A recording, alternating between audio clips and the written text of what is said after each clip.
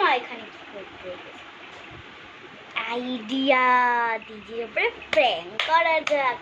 এ দিদি, দিদি কি হয়েছে?